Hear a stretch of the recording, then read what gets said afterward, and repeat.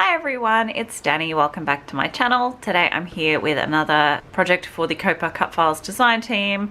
I am working with this cut file today. This is the treehouse cut file. It's absolutely beautiful. As you can see, I have already backed it off camera. I used the journaling pad, the 6x8 journaling pad from the Chamel Never Grow Up collection.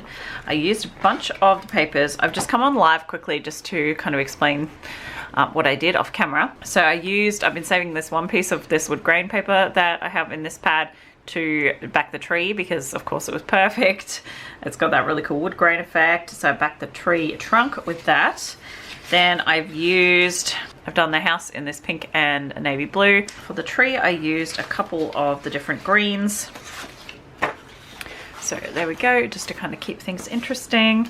And then this is super cool. So I used one of the little word phrases off this sheet of pattern paper. So I just cut out the one that said kids only and I popped it behind the little plank on the tree, which I think is super cool. So that is where I'm at with that. I also cut these little kites because I have a little kite up in the tree here. So I did cut these kites. I haven't backed them though, so maybe I will do that. I have actually still got to go through and I'm going to do the door and the window just with two windows with just a bit of plain vellum just to have a little something there. And then these are my photos. So my kids at a park, at a playground. We don't actually have a tree house, so I thought these were probably the closest things to this cut file that makes sense. And I really wanted to use this cut file.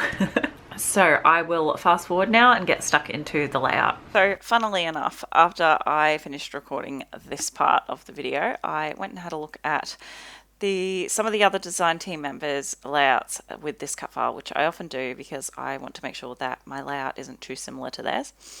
And it turns out Virginia made a layout pretty much a year ago exactly now with this cut file, and she used nearly exactly the same papers. She used the same collection, she used the same wood grain paper on the trunk, she used the same little word phrase planks in the signpost. I think she used some of the same leaf pattern papers for the trees. I couldn't believe it. I was cracking up because there I am thinking I am so clever having chosen those papers, and yeah, definitely was not the first one to come up with that idea. So make sure you go and have a look at Virginia's layout as well. Hers is pretty amazing. They do end up looking quite different in the end because I am going to use a totally different background and the colors just end up being quite different. So I've taken this pattern paper from the Never Grow Up collection and I actually decided to leave the branding strip on and flip it down to the bottom of the paper because I really like that kind of green wavy pattern. Reminds me a little bit of grass, and I thought that was perfect. It gave me a landing point for everything. It really anchors the page and gives my tree a spot to sit. So now I'm going through with my Liquitex acrylic ink in white and just doing some splatters all the way around the place. I don't know, it's not super visible by the time I'm finished. I do quite delicate small splatters, but just enough to give the whole thing a little bit of a lift. And while I was talking, you saw I went through and put that vellum on the back of the cut file as well. Just gives a little something extra. You can't really see it's there, but it just gives something there, so it's not just empty. So now that it's mostly dried. I'm not worrying too much about it drying straight away because it is little splatters and there's nothing kind of really big and wet that can get on my photos or anything. They dry pretty quickly if you keep the splatters small anyway.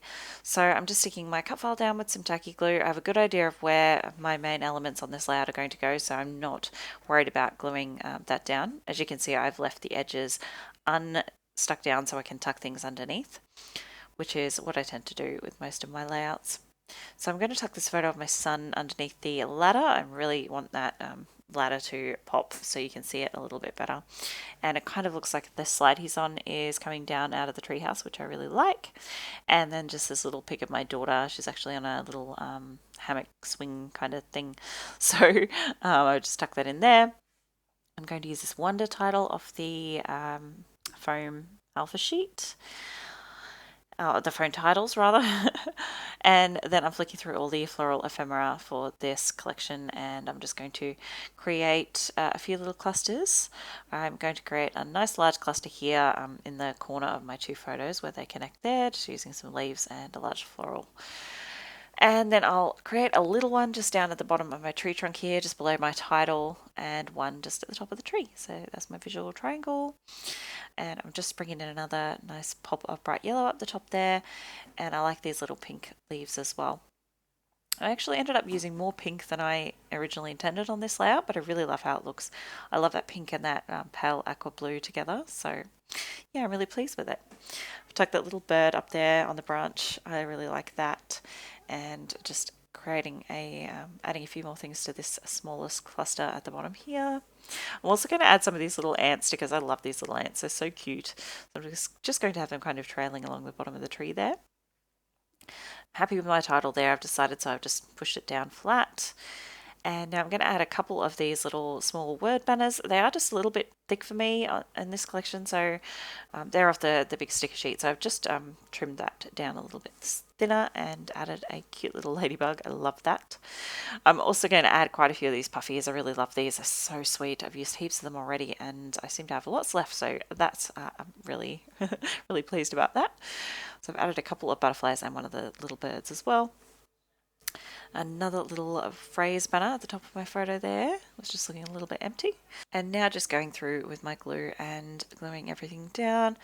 I just like to add some glue at the base of all my florals and leaves, not right at the tips. Just helps to preserve some dimension.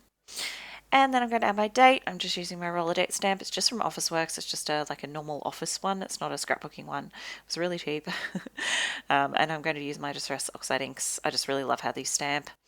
And that's in Chip Sapphire. It's a nice dark navy, so it will show up on that busy background. And then for my final touch, I'm going to come in with some Nuvo drops, and I'm going to use some of the vintage drops in Worn Navy, which is obviously a nice, not too deep navy. It's a really pretty colour. And Dusty Rose, which is again just a light dusty pink colour, really pretty. And that will be my layout finished. Thank you so much for joining me today. I really hope you enjoyed watching this process. Don't forget to check the description box for the link to this cut file and to the COAPA Cutfiles Facebook group. Close-ups are coming up, and I will see you next time. Bye guys.